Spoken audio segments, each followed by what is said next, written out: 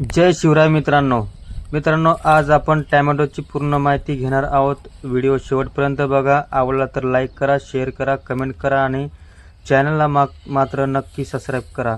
मित्रांनो, टॅमॅटो पीक हे जरी वर्षभरात घेता आले तरी हवामानातील तापमानाचा विचार करून पीक घेतले तर उत्पन्नात निश्चित वाढ दिसून येते।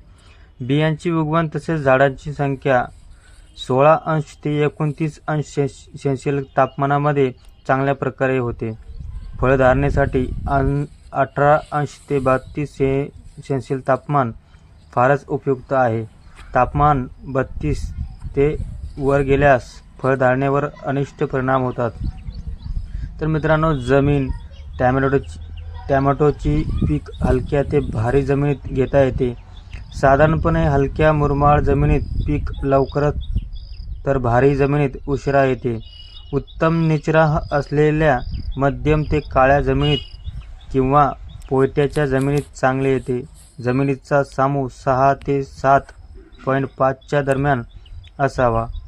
टॅमॅटो पीक ज्या जमिनीत घ्यायचे त्या जमिनीत अगोदर हंगाम, वांगी, मिरची ही पिके घेतलेली नसावीत, कारण त्यामुळे कीड व रोगांचा जास्त प्रादुर्भाव होतो।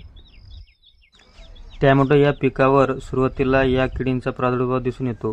पांढरी माशी पानातील अन्नरस शोषून घेते, त्यामुळे पिकांची पाने पिवळी पडून ही कीड पानातील रस शोषून करण्यासोबतच पारदर्शक द्रव पदार्थ टाकतात। त्या द्रावणामुळे पानावर काळी बुरशी येते, त्यामुळे पिकाची वाढ कमी होते आणि उत्पादनात कमी येते। या किडीच्या प्रादुर्भावामुळे लीफ कर्ल या रोगाचा देखील प्रसार होतो, म्हणून या किडींचा वेळीच बंदोबस्त करावा। फवारणी उपाय।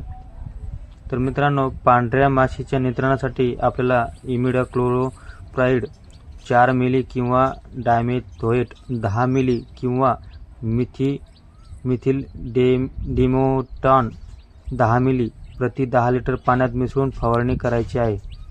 तर त्यासोबतच पिवळे आणि निळे चिकट सापळे सुद्धा आपल्याला